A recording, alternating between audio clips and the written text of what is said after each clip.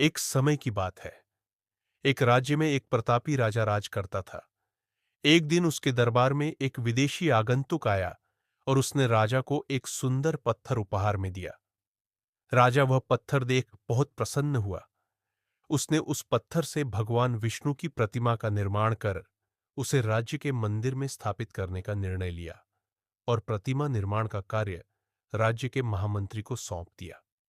महामंत्री गांव के सर्वश्रेष्ठ मूर्तिकार के पास गया और उसे वह पत्थर देते हुए बोला, महाराज, मंदिर में भगवान विष्णु की प्रतिमा स्थापित करना चाहते हैं।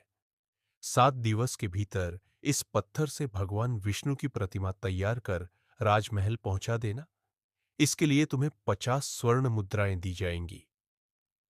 50 स्वर्ण मुद्राओं की बात सुनकर मूर्तिकार खुश हो गया और महामंत्री के जाने के उपरांत प्रतिमा का निर्माण कार्य प्रारंभ करने के उद्देश्य से अपने औजार निकाल लिए। अपने औजारों में से उसने एक हथौड़ा लिया और पत्थर तोड़ने के लिए उस पर हथौड़े से वार करने लगा, किंतु पत्थर जस का तस रहा।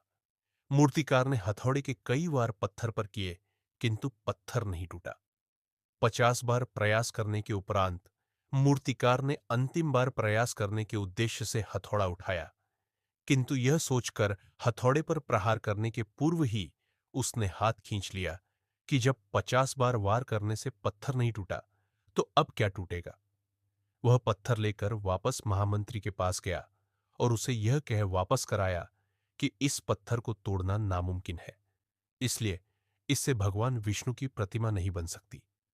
महामंत्री को राजा का आदेश हर स्थिति में पूर्ण करना था, इसलिए उसने भगवान विष्णु की प्रतिमा निर्मित करने का कार्य गांव के एक साधारण से मूर्तिकार को सौंप दिया।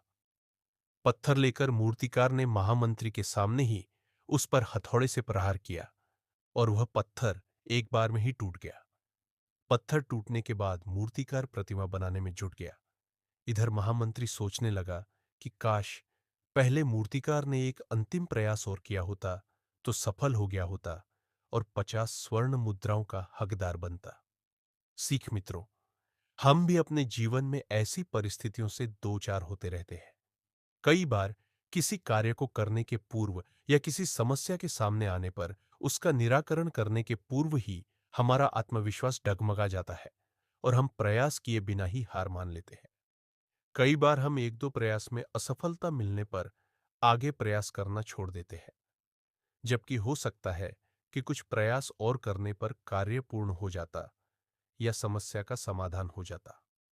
यदि जीवन में सफलता प्राप्त करनी है तो बार बार असफल होने पर भी तब तक प्रयास करना नहीं छोड़ना चाहिए जब तक सफलता नहीं मिल जाती।